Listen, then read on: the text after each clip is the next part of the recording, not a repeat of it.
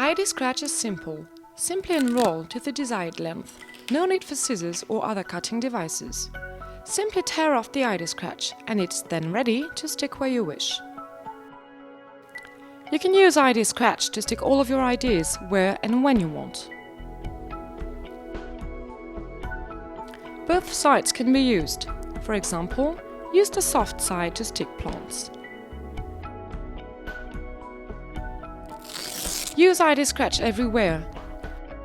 For do-it-yourself, in the garden, for your hobbies. You can use ID scratch in all aspects of your daily life. Even in some of the most unlikely situations, ID scratch will be useful. ID scratch is water resistant. ID scratch is child's play and can be used by all the family. And there you go! ID scratch is already perforated. Simply select the desired length and tear off using your hands.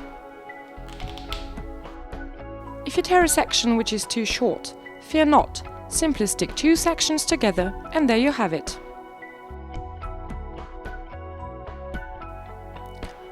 Look at this test.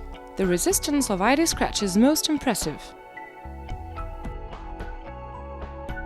As many times as you handle it, ID scratch retains its adhesive strength and so can be used forever.